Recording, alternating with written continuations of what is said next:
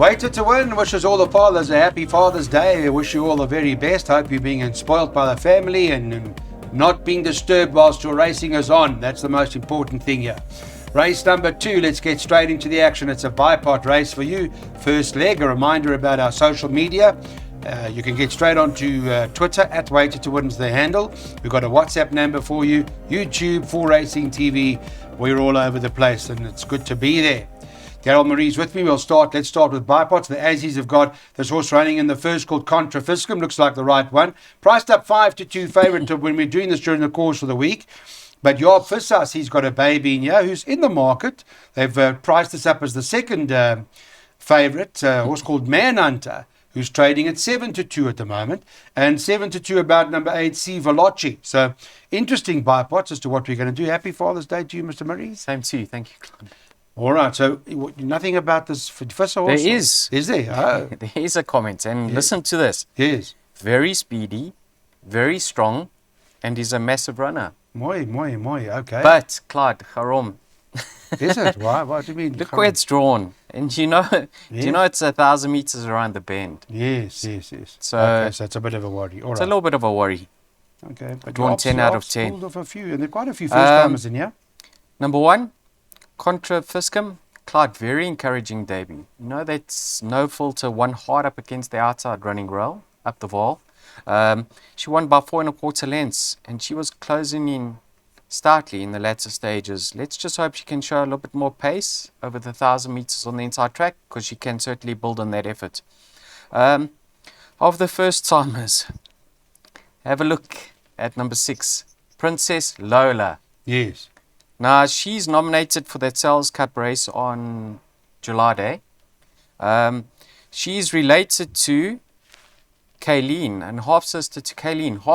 Kayleen, as a juvenile, Clyde, ran second to Desert Miracle in the Golden Slipper, grade 2. If there's any money for number 6 of your Princess Lola, I think she could potentially make a winning debut. So 1 and 6, those are the numbers I went in the opening leg of the bipods. All right, so there's obviously a lot of unknown. Mr. Burrows, give us some clarity here. Help us. Happy Father's Day to you too. Thanks, Clyde. Contra Fiscum, the horse to beat for me, because she lost her race at the start on debut, and she was taking off late. I know she was beaten 6 lengths, but she had a lot of work to do going through the 400, 600. So I think she'll be in the first 3. You got Damo Star dropping in trip. She shows pace, could run well for a new stable. C. Veloci, her best form has been over the 1,000 meters. And then follow the market with regards to your first timers, especially numbers 5, 6, and 7. We'll watch that carefully. Right. Let's get into the action. Here is what we preview. These are the early bipods that we're looking at. You can always get an update on social media if there's a change along the way. But first leg for Daryl's 1 and 6, by 5, 6, 7, by banker 10, by banker 7, by 2, 5, 9, 11, by 2, 5, and 7. We're recording these early, so make sure you look at scratchings and betting and take all these things into account, please. It's very important. Second race at Turffontein.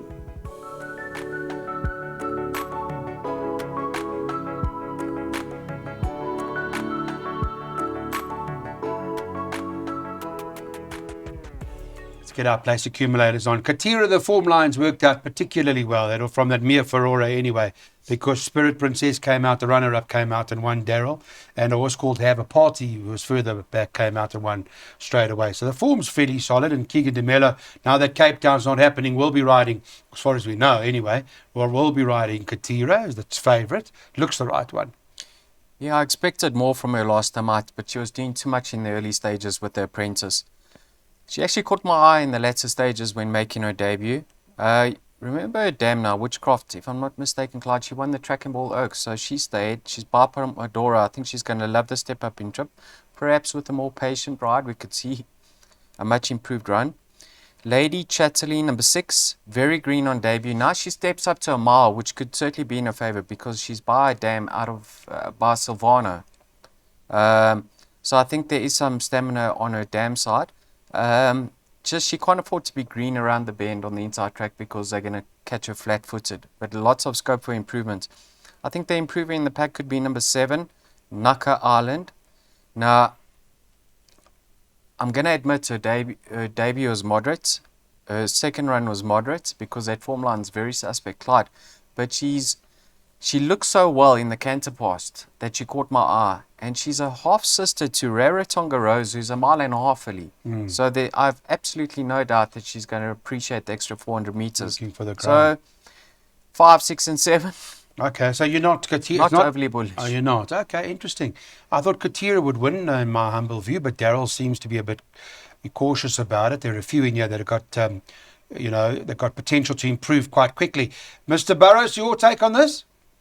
I did like Katira last time out, and I'm not too sure what to make of that run because he went way too fast up front and found nothing in the closing stages. Obviously going to be given a more patient ride. She could win. I made it between her and number 6, Lady Chatterley.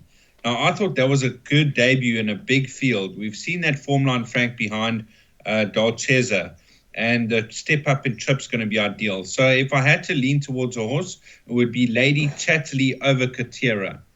Okay, so you're on the Lady Chatterley side. A very interesting take from both our guys. Here's the PA. Let's put that up. We can have a look at what you want to do. The place accumulator looks like this. We're going 5, 6, and 7 in the first leg by banker 10, by banker 7, by 2, 5, 9, 11, by 2, 5, 7, by 5 and 11, by 5, 8 and 9. That's Daryl Marie's PA for Sunday, this Father's Day. Let's get the place accumulator on. 216 Rand per.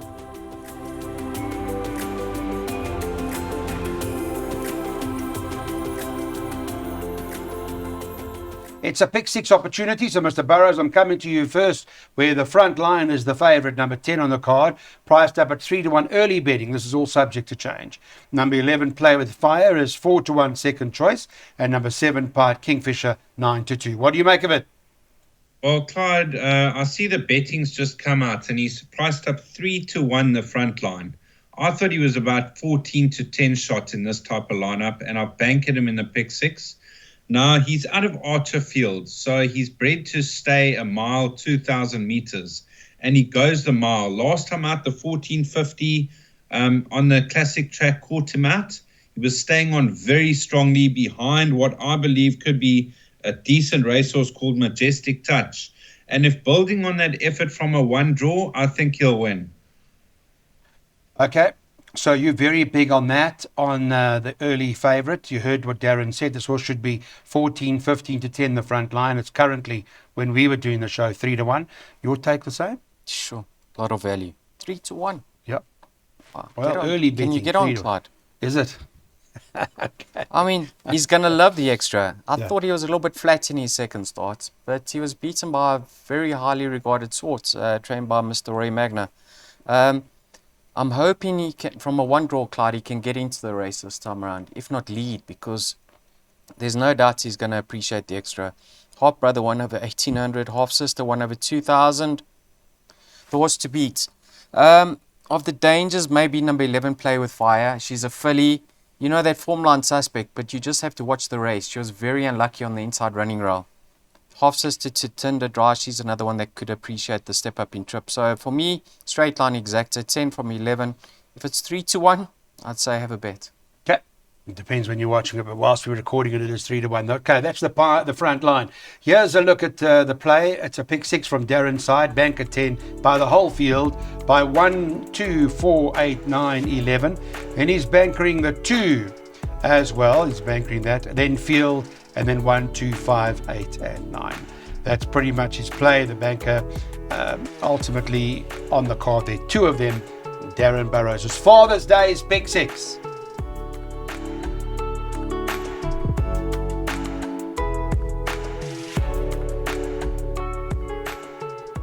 Okay, so American Grayston is favourite now, 2-1, top of the boards. Number 1, Time to Meditate is second choice at 28-10, and 4-1 about number 8, Lady Dynamo. Whilst it's early, they've been nibbling away at this horse, American Grayston. I see has shortened now, Daryl, into 2-1. 2-1. Yeah, I like the look of that price. You like Sounds it? great. Okay. God. Have a look at this field. The exposed form over here is very, very moderate. This horse just needs to repeat his debut effort when he ran beyond Scallywag. Scallywag came out and won his handicap debut. The second horse was Free Movement. But I'm not reading into any of that. I'm reading into his breeding. He's Bipole Medora out of a Black Manalush mare, right? He's a half-brother to a horse called American Indian, who was by Traffic Guard. He won over this very same course and distance, 2,600 meters on the turffontein inside track. His half-brother is going to do the same. I think he's crying out for the extra. If he can't win over here, he's going to be in trouble. I can't see him coming off the bit, to be quite frank. Really? Is it a dead field? I mean, inverted commas, you know what I mean? Is it poor? Is it not? Lack of opposition. We'll see him romp home. Okay. All right. Interesting, because I mean, nothing that form line in particular is weak, but okay, you've obviously identified. No, I'm going to, the second run was too short for him, Clyde. It's short. It's Okay. 1,400. No, I'm not going to argue with you. I'm in no position to argue with you. Please. I can assure you, so we'll be on your side. Mr. Burrows, are you also on this horse American? What's the story? Well, Clyde, I thought it was an absolute field race because there's no form to write home about. But the only improver in the race could be American Grayson, who's had the 2 starts over 1,400. You don't know how he's going to go over the 2,600 if he's strong enough yet. For me, I'm not taking any chances. I put the field in the pick 6. All right. Well, there you go. You got it from both. Darren Burrow says no, nothing to work with field. Daryl Marie says what you're talking about. We're bankering the source in terms of American. So, okay, let's have a look. We'll put up our play for you. This is Darren Burrows' jackpot field for him by 1, 2, 4, 8, 9, 11 by banker 2 by field. And you might want to consider another option as well, as you heard from Daryl Marie. He's quite big on the 7, so maybe banker 7 by what Darren's recommended in terms of the second leg. And there may be 2 plays in this first jackpot.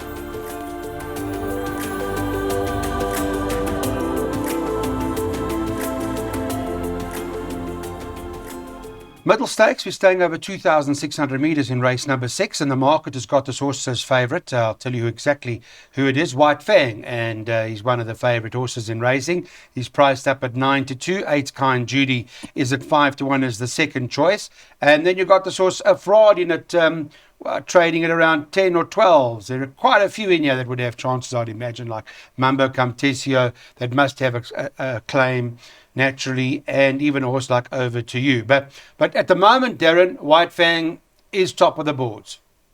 Yes, Clyde, you got a lot of lightweights in this field with 51, 50 kilos that have chances. Now, touching on White Fang, he's got the weight to carry, but he's a course and distance specialist, which likes to go to the lead and put the field on the stretch. He could try and do that again. Keegan DeMello did it on him last time out and won as he liked. You got Good Counsel, 3-year-old, 60 kilos. He comes out of the Lonsdale where he wasn't disgraced. But I thought you could lean towards horses like Opera Glass. She's found her best form of late. Her last run over 2,400 meters, she won by 4 1/4 lengths with the same jockey, apprentice on board. From a 1 draw, I think Opera Glass could be a nice place bet. And then your bottom weights, Kind Judy, Mambo Comtesio, and Over to You also have chances because they only got 50 kilos. Yeah, and you pick up on Sianda Sasibo, who's now got the ride, and Opera Glass taking 2.5 off its back. So, it comes in with 51 on its back. Got to have a chance. Well, what's your first choice? Out of the Moffat runners, I'm leaning towards Afrod. Now, he did put in a below par effort last time out, Clyde. That's a concern. Go back 3 runs, if I'm not mistaken. He actually beat Mambo Camtesio and Over to You, and he's better off at the weights. So if you're willing to ignore his latest run, he has to be an inclusion. Mambo Camtesio, lightly raced, staying type, improving sort, no weight to shoulder. Certainly one of the leading lights. Over to You. Now, we heard Baron Boitzer say he was too far back in his penultimate start when he was beaten by Mambo Camtesio. So I think they're going to try to race a bit handier this time around, and he could follow up. Yeah. Tricky. 2, 5, 9, 11. Those are my top 4 picks, but like Darren says, it doesn't stop there. You have to include others. Yeah. There may well be. There are a few shooties in here that could be fancied. It could well be a field event, to be honest. It's not easy. You just never know. Those weight advantages could end up paying off. Let's take a look then. What is the second opportunity in terms of jackpots? If you want to, you may go 6, 7, 8, 9 pots. We'll leave that to you. But from Darren Burrows' perspective, he's saying number 4, Opera Glass could be a bit of value, trading around 7, 8 to 1 in terms of place bets. Place prize, you can get 1.5 times your money if you go a place Opera Glass.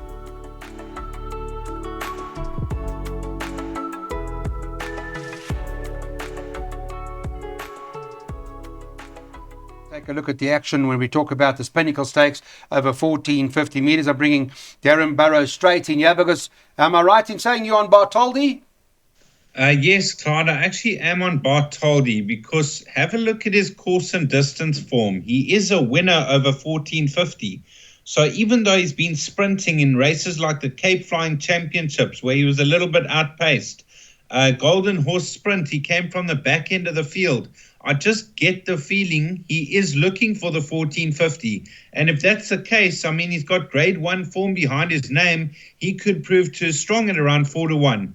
Now, you've got to look at dangers. Now, Quantum Theory, he's very good on his day, but he's been a bit below form in his last 2 starts.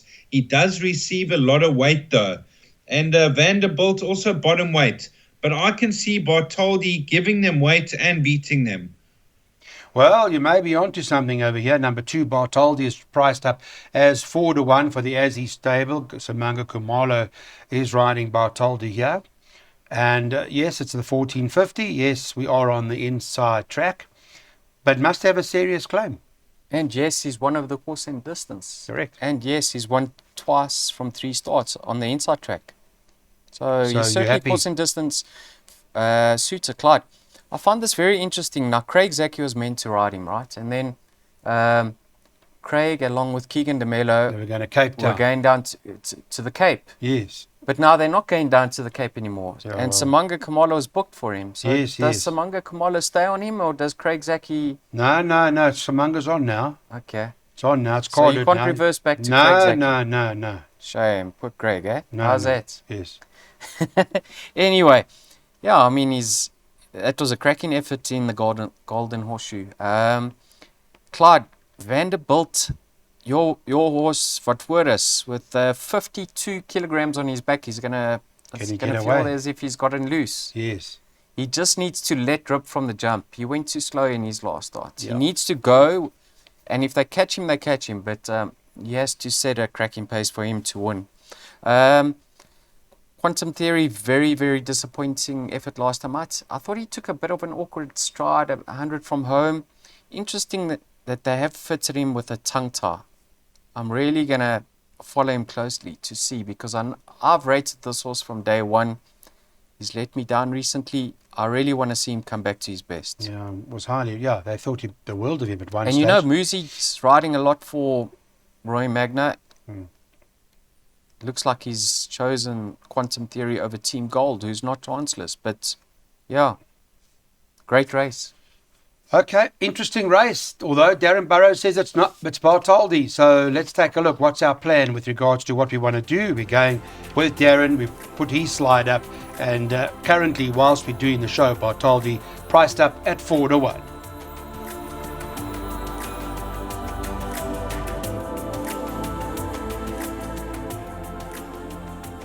So, Perfect Witness, we can't tip that to you again today because it's not running. And 11 Caliber Crest. Is this the Father's Day gift? I want to ask Daryl Marie. 5 to 2 favourite, priced up for Joey Soma, whom we hope is recovering well at home, with Pelisandi Mtoli riding that. 1 Meridia second choice for the Fortunes before they set off to Australia, 4 to 1. And 4 Queen of Shadows is priced up at 5 to 1, Daryl. Father's Day gift? For who? The punters, the owners, the bookmakers, for who? Gabby Soma, for Gabby. Okay. Yeah, well, And Joey, Go, they're all Gabby. fathers. Can they put happy the money Father's on? Day, boys. Yeah, what do you say? Should they be taking the 5 to 2, or is it going to drift?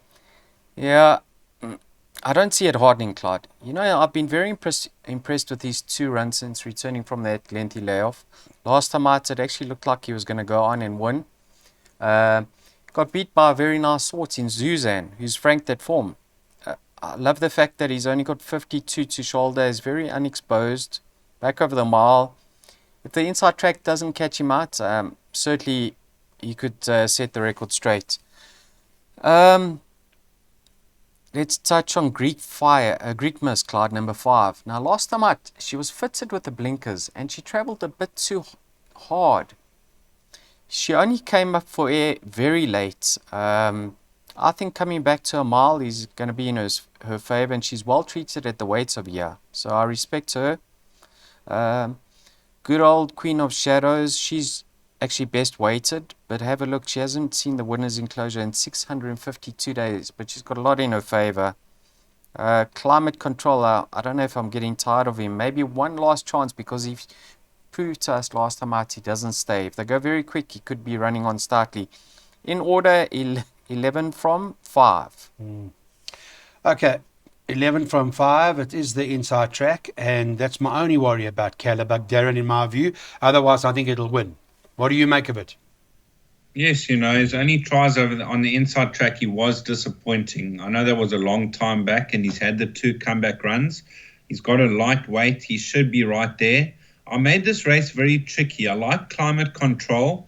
I think this horse is a miler, and with the blinkers removed over a mile, he can relax, and he's got a terrific turn of foot on his day. So it's obvious that he didn't stay, because 2000, 2004, he doesn't quite round his races off. So with the pace being on the inside track, Climate Control could run a cracker. So 10-11, my leading lights. Baisuye is a course specialist. He should run well. And then Queen of Shadows of the rest. All right, so there are a few. Interesting to see how this is going to go. It's the penultimate of the day out at Turffontein. Hope it's been a good day for you so far. Let's have a look at what the plan is from the boys with regards to what we want to do. Daryl's recommending that Greek Mist will run another very good race together with Caliber, so he's going Caliber Crest. 5 and 11 is the swinger play.